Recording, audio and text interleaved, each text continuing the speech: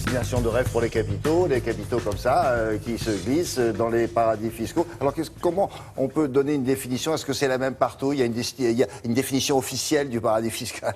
Oui, à peu de choses près, puisque pour être qualifié de paradis fiscal, un pays, il y a plusieurs critères qui sont pris en compte. En fait, 3 très exactement par l'OCDE, qui est l'organisation de coopération et de développement économique. D'abord, c'est un pays où les impôts sont inexistants ou en tout cas insignifiants. Ensuite, c'est l'absence de transparence sur le régime fiscal. Et ensuite, c'est l'absence de communication avec d'autres États. En somme, c'est le secret bancaire. Alors, dans le monde aujourd'hui, l'estimation du nombre de paradis fiscaux varie entre 70 et 130 à travers la planète, selon les sources des organisations gouvernementales. Alors vous avez le choix. Oui, il y en a plusieurs, voilà. Et c'est aussi une liste qui varie selon les États. La France, par exemple, n'a couché que 6 pays sur sa liste, qui sont parmi eux le Botswana, le Guatemala ou Brunei. Mais par exemple, le Royaume-Uni n'en a aucun paradis fiscal. Et l'Espagne en compte 33.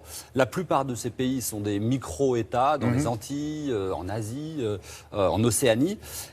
Il y a tout de même 4 juridictions qui sont considérées comme des paradis fiscaux en Europe. Il y a Andorre, il y a Monaco, le Liechtenstein et l'île anglo-normande de Guernesey.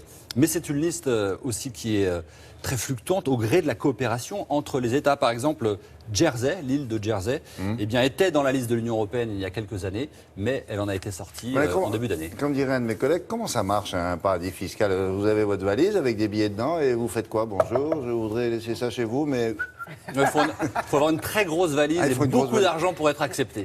C'est ça. Après, c'est mieux d'avoir un avocat qui vous permet de faire... Parce qu'il y a des critères, on n'accepte pas n'importe qui. Non, il faut beaucoup d'argent pour que ça vaille le coup. Mais bon, le principe, il est vraiment très très simple, c'est d'échapper à l'impôt en soustrayant tout ou partie de ses revenus au régime fiscal de son pays d'origine. Voilà, ça c'est simple. Et puis on peut prendre un exemple. Sur l'île de Jersey, par exemple, 40 banques sur le front de mer, 1500 fonds d'investissement, 33 000 sociétés pour 97 000 habitants, c'est-à-dire la population de Calais en gros. Eh bien, elle ne fait plus partie des paradis fiscaux, car comme de nombreux pays, elle a décidé de communiquer avec les autorités. Mais si l'évasion fiscale il y est plus difficile pour les particuliers, les sociétés peuvent toujours s'y installer. C'est ce qu'on appelle l'optimisation fiscale. Les grandes entreprises ou des banques qui peuvent tout simplement domicilier des sociétés écrans ou domicilier Quand vous êtes domicilié là-bas, vous ne payez des impôts à personne? Aucun impôt, zéro. Donc tout l'argent, vous le gardez pour vous. Eh oui. Là-bas, à Jersey, par exemple, les bénéfices des banques sont taxés qu'à 10%. Et pour les sociétés, effectivement, c'est zéro. Ça, tout le monde le sait. Les États le savent. Et comment ils tentent, parce que ça fait longtemps que les États tentent de lutter contre ces paradis fiscaux, ils y arrivent?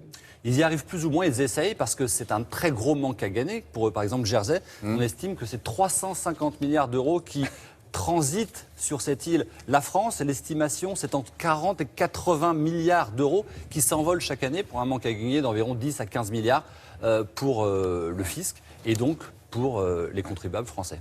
Voilà, quand vous entendez parler de paradis fiscal, ici ou ailleurs, vous saurez, grâce à Manuel Tissier, de quoi ça parle. Merci beaucoup.